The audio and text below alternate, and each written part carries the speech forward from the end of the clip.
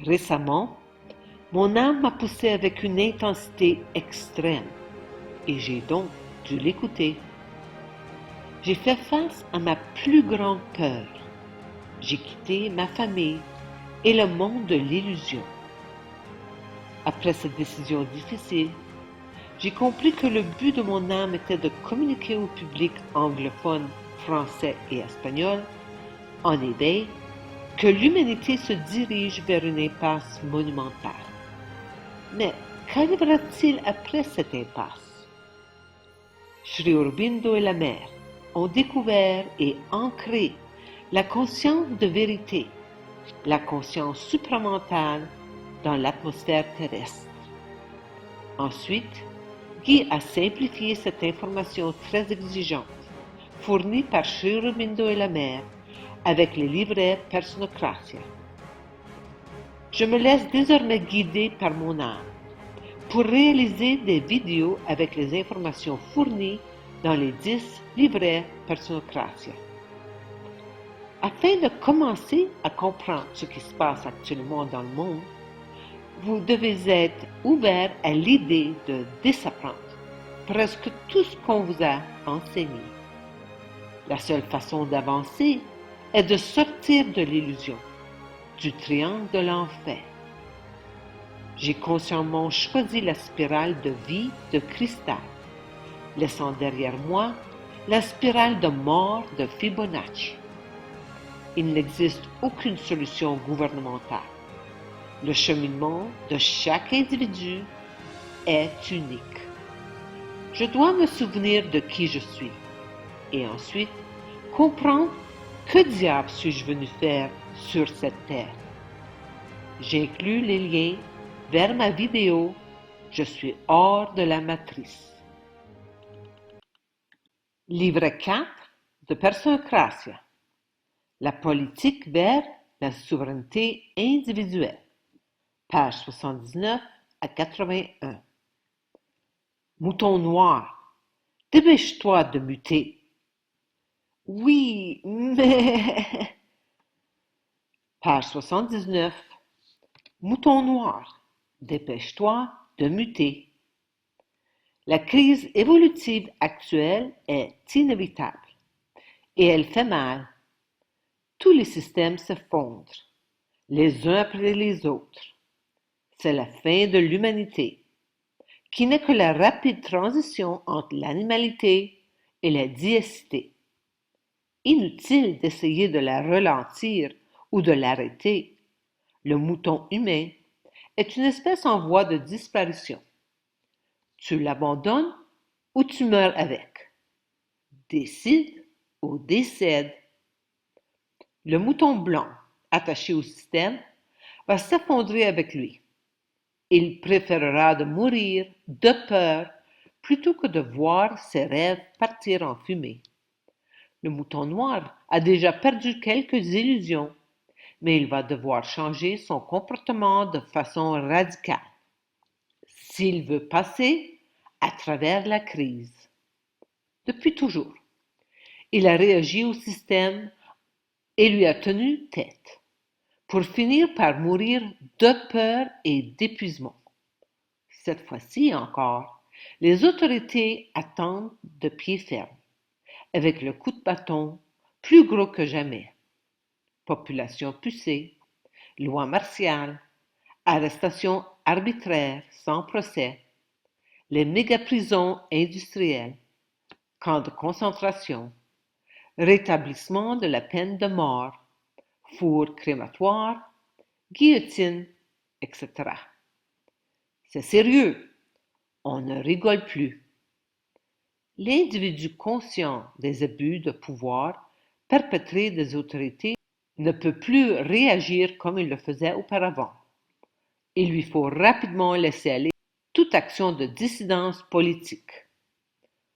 Combattre, lutter, militer, batailler, rouspéter, critiquer, protester, manifester, résister, boycotter, pétitionner, mobiliser, refuser, s'opposer, se rébeller, se révolter, s'objecter, désobéir.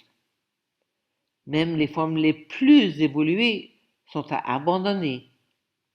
Terminer la désobéissance civile de Thoreau et la résistance pacifique de Gandhi. Fini l'objection de conscience de J.F. Kennedy et la dissidence politique de Martin Luther King. Abolit la liberté, l'égalité et la fraternité. Disparu les droits innés et inaliénables de Dieu ou de la nature. Tous ces concepts et toutes ces actions reposent sur la vieille dualité dominant-dominé, gouvernant-gouverné. C'est l'État souverain contre le citoyen sujet, Dieu contre le diable. C'est la loi du gagnant et du perdant, du bien et du mal. Toutes les positions alternatives dans les domaines tels que santé, politique, loi, justice, religion, science, écologie, éducation, énergie, art et alimentation seront interdites. L'émeute sera sans pardon. Elle est finie la guerre aux autorités, l'insoumission du mouton envers son berger. Page 80. L'ego spirituel du mouton jaune, mouton noir évolué mais non transformé, va même jusqu'à inventer des outils énergétiques et technologiques qui élèvent le taux vibratoire des personnes et des choses. Plus cachées, ces initiatives sont moins risquées, mais tout aussi inefficaces à la transformation de la conscience humaine.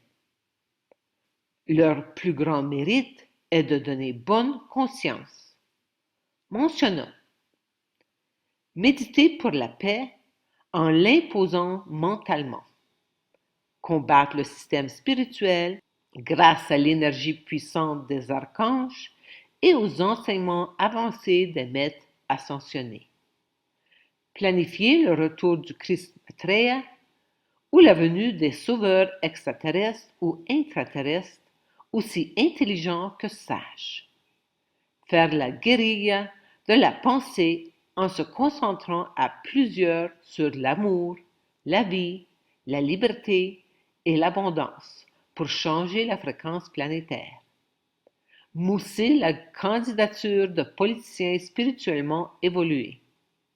Se rebeller contre les lois du droit statutaire en réclamant la priorité de celles qui sont garanties par les écrits religieux, loi de Dieu, de la nature. Toutes ces tactiques ont en commun 3 points. 1. Elles visent à changer l'autre. 2. Elles donnent priorité au résultat, principe masculin, sur la démarche, principe féminin.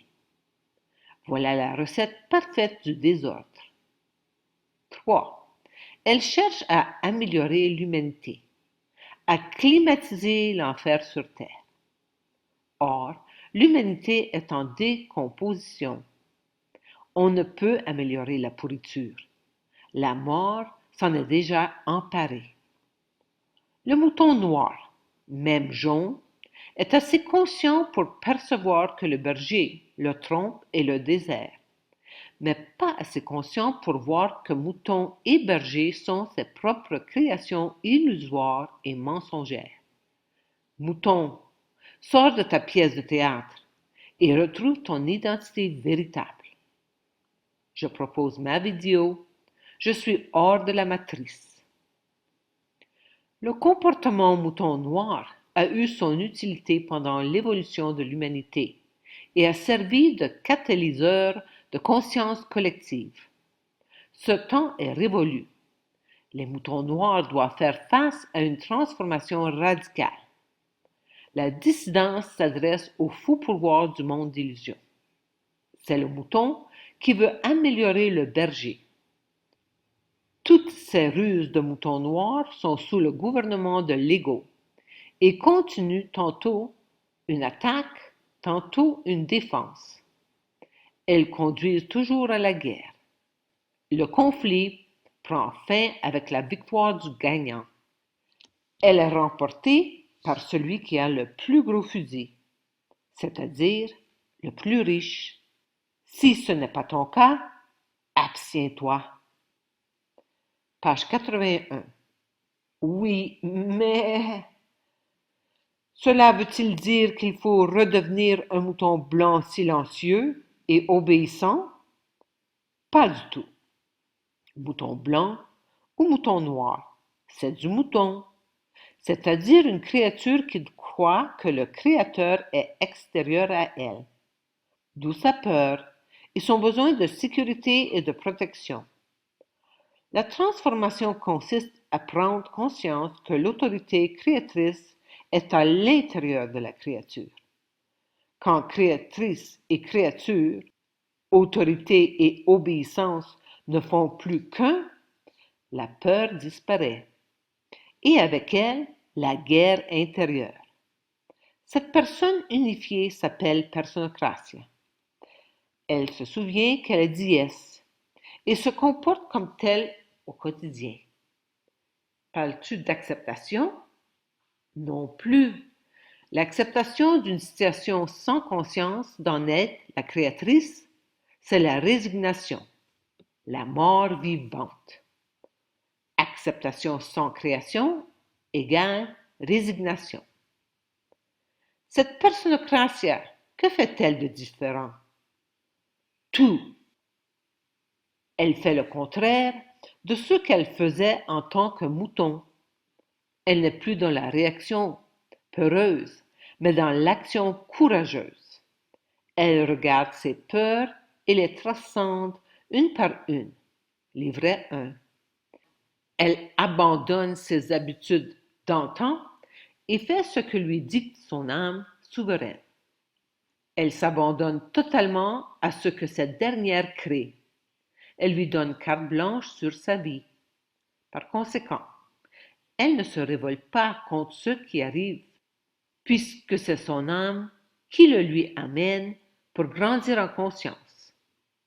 Elle l'accueille et dit merci. Je dois tout changer?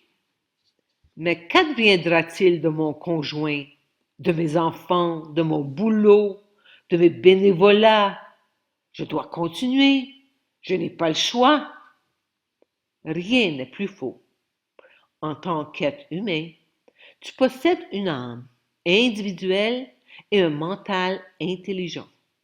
Cette combinaison unique t'assure le libre arbitre. Tu as toujours le choix. Seul l'animal n'a pas le choix. Animal, animalité. Plus choix, humanité.